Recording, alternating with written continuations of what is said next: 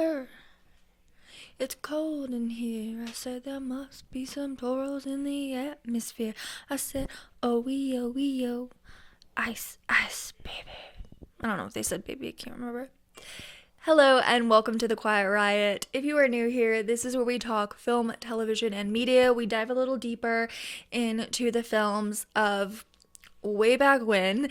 This is episode 2 of Werewolves on Film. If you haven't already, you can check out episode 1 where I discuss early werewolf and shapeshifter myths, early werewolf lore on film, and Werewolves of London or Werewolf of London, released in 1934, 6 years prior to the release of today's topic, The Wolfman. Unfortunately, that movie did not have the critical or commercial success that The Wolfman did, so The Wolfman definitely gets a lot more praise, and for good reason, honestly. While Werewolf of London is an important film in terms of werewolf lore and the horror genre and just film history in general, The Wolfman definitely had a much bigger impact. Its story is a lot stronger, and overall it's just a much better film, so it's certainly more memorable in that sense. So today we're going to talk specifically, or more so, on the duality of man and the wolfman. That is a big topic of conversation, especially with the screenwriter Kurt Sidomak. And we're going to talk a little bit more about other allegories that people have seen in the wolfman, as well as in werewolf films in general. I'm not 100% sure what my third episode is going to be, so if you'd like to make some suggestions or requests in the comments below, please let me know. That will give me an idea. I definitely have some movies that I want to do in this series, but I'm not sure what my next one is going to be. And if you find that you like this video and you want to see more from me, please subscribe and ring that bell to be notified every single time I post. I would love to have you here on the Quiet Riot. In the description box below, you can find where to watch The Wolfman, my resources, and where else you can find The Quiet Riot. Similarly to Werewolf of London, The Wolfman introduced several elements of werewolf lore. This includes being marked by the pentagram, the mark of the beast, being nearly immortal, and only killable by the use of silver. What we mostly hear of it today is being killed by a silver bullet. Any other true silver object will do, as is in this movie. Screenwriter Kurt Sidomak also introduced this memorable poem to the film.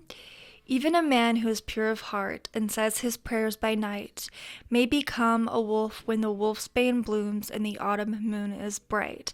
Now, with this poem and the continuous iteration of even a man who is pure of heart in the film, definitely tells you what this film is about. It's pretty obvious from the get-go that it tells us that no matter how good a person is, that doesn't mean that they can't be in some ways affected by something. They can't end up doing something bad or doing something wrong.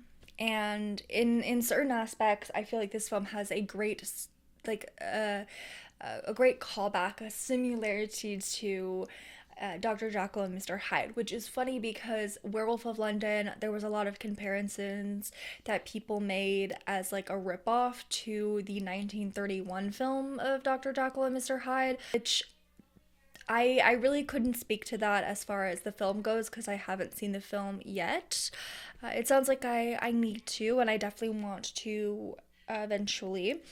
But in just watching this film and getting to learn a little bit more about it, I think a lot of what is said and overall discussed, and then the allegorical nature of this film definitely speaks more so to what we see in Dr. Jekyll and Mr. Hyde. Released in 1931, The Wolfman is an American Gothic horror film written by Kurt Sidomak and produced and directed by George Wagner.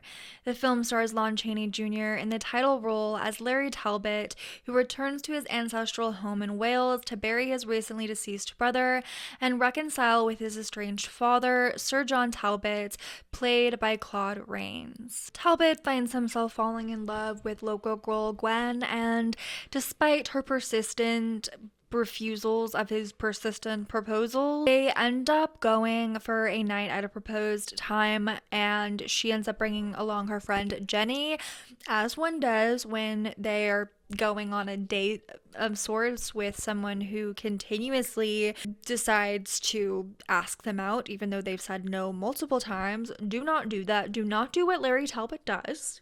That while out, they get their fortunes told, and the Romani fortune teller, Bella, played by Bela Lugosi, sees a pentagram on Jenny's palm, and then he sends her away. While they are waiting for their turns, they take a walk, and eventually they see that Jenny is being attacked by a wolf, and Larry Talbot does have a bit of hero in him. He goes to save her, and unfortunately he gets bitten by a werewolf, and this begins the story of Larry Talbot as the Wolfman. An allegory for a person's struggles with mental health can play into the fear of self and the harmful perception of others. Unless, of course, the allegory is supposed to imply that a mentally ill person is a danger to people. The execution of the film allows me to view it as the fear of self and the fear of how others perceive you, but that is just my interpretation, of course. I find that a fear of self, especially in terms of any film story that has to do with shapeshifter lore, it has a fear of, one, what you're capable of, and can also have a fear of like anything of a hereditary nature and the natural things that your body does. Screenwriter Kurt Sidomak had an interest in psychology and was specifically interested in the work of Sigmund Freud. While the main interpretation for the film is duality of man, the Wolfman has been viewed in many different ways by its audience. In an essay for the 1984 book Planks of Reason, academic Bruce F. Cohen wrote, "Wolfman expresses and exercises the idea force of uncontrollable aggression in its own system, the werewolf. In Larry Talbot, his werewolf phases, and in the community, the destabilizing forces of rape, gypsy liminality, and aristocratic privilege. Talbot often behaves as if he had droit d'un seigneur when courting the engaged Gwen." In his 2012 book, Horror and Film, Cohen wrote, "The fear of sexual passion and its ability to bring chaos is part of the arsenal of anxiety inherent to puberty. And the werewolf does, as has been widely noted, grow hair and become subject to animalistic drives as if it were going through puberty. In The Wolfman, as well as in Cat People, released the year later, desire is dangerous. The monster is one's animal nature out of the control and making one behave like an animal." In 1995, author Edmund G. Bansett compared Talbot's blindly aggressive drive in his romantic pursuit of the Welsh Gwen to that of Oliver Reed, a character played by Ken Smith in the 1942 film Cat People, who courts the Serbian-born Irene Dubrovna, played by Simone Simon. Neither of those stereotypical all-American males will take no for an answer. While the duality of man is probably the most important aspect of the movie, especially in terms of what Kurt Sidomak did and everything else that was brought to the table, the film itself has been interpreted in many different ways, and that is just a big part of film in general, especially horror genre, and in terms of the werewolf, there is allegories out the wazoo. Wolfman screenwriter Kurt Sidomak is a Jewish man who left his home country of Germany due to anti-Semitism. First worked as a screenwriter in England before immigrating to the US. His experience as a Jewish man influenced his writings, including The Wolfman. The film was his first success, and Larry Talbot would go on to appear in many sequels. Film historian David J. Scal referred to the film as an unconscious parable of the war effort that centers around Talbot's crusade for eternal peace and his frustrated attempts to control irrational, violent European forces.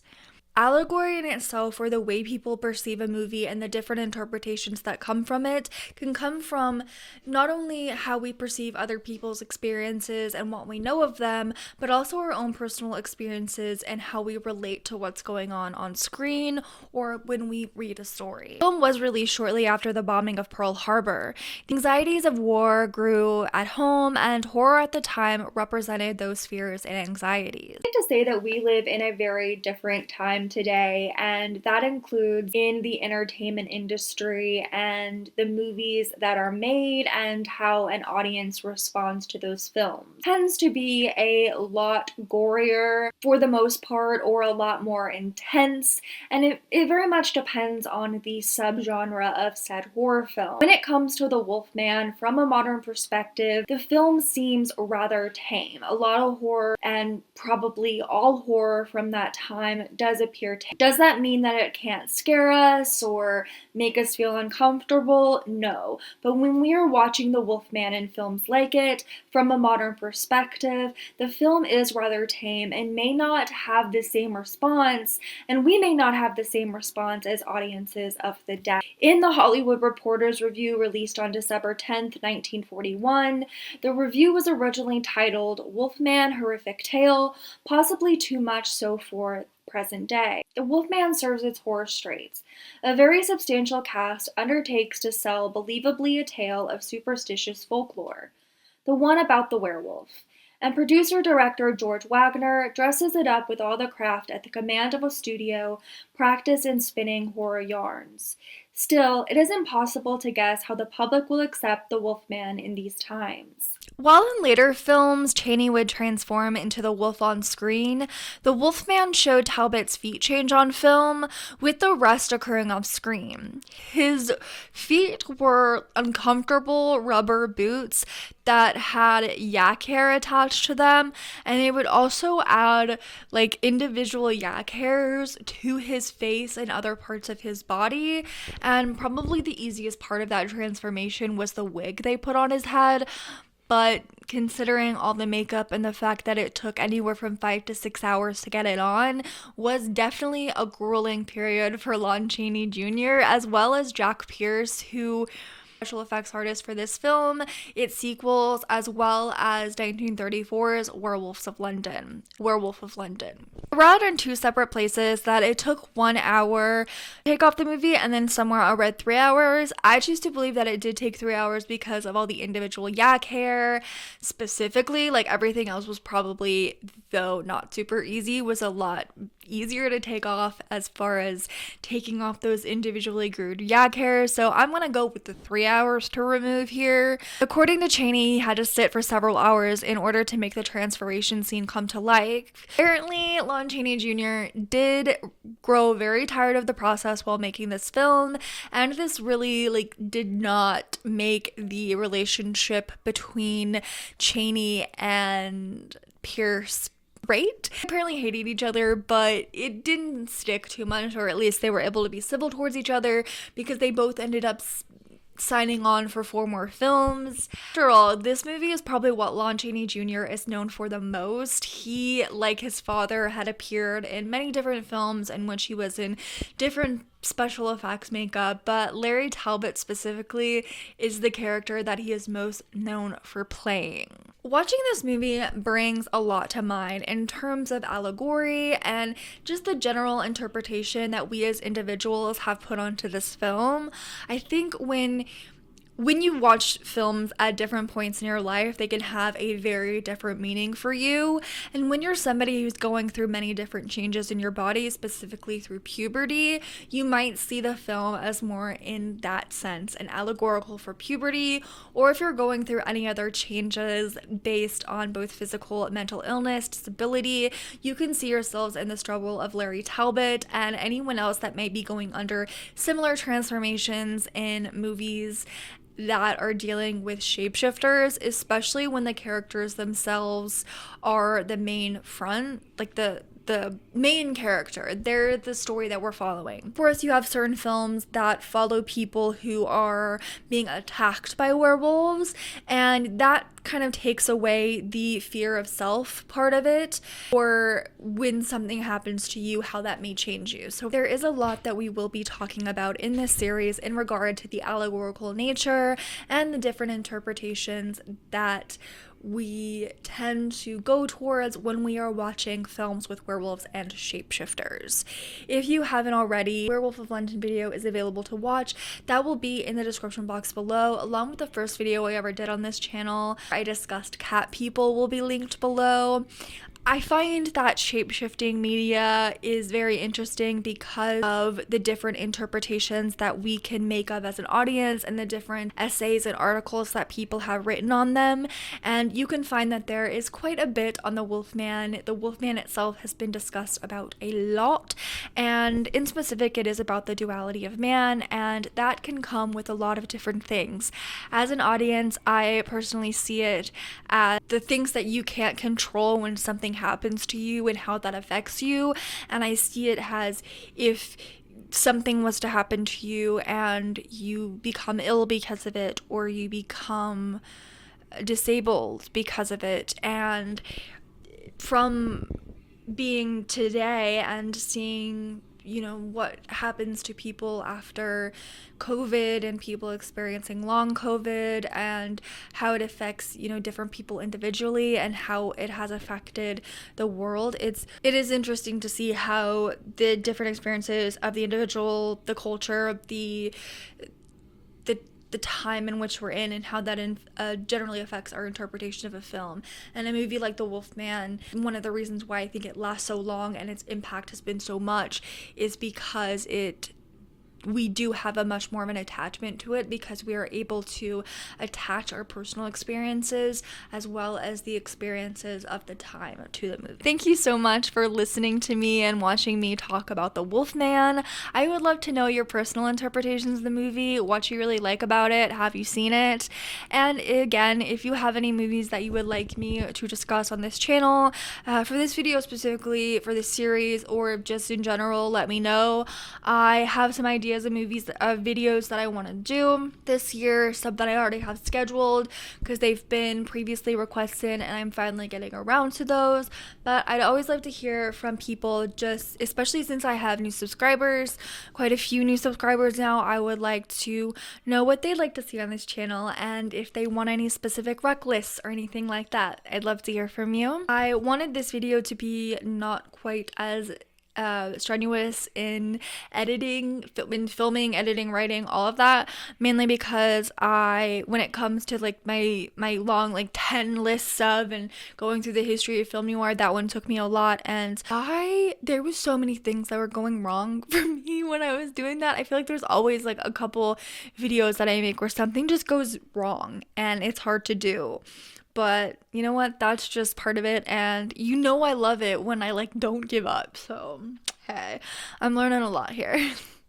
Thanks again for watching, listening, subscribing, liking, commenting, whatever you do. If you're new here and you enjoy this video, like it, let me know what are your thoughts, and I hope you decide to stick around and become a part of the Quiet Riot community. I am enjoying watching it grow, and I'm just really excited to be here, and I'm excited you're here too. I hope you're having a good New Year so far. I know it's not great for a lot of people because of things like freezing temperatures and the fires that are going on in LA. So if you're in Los Angeles, please be safe. If you're dealing with the extreme weathers or anything else that's going on in the world, please just be safe as you can. Help each other out, love each other, care for each other. And I hope you have a good day. Bye.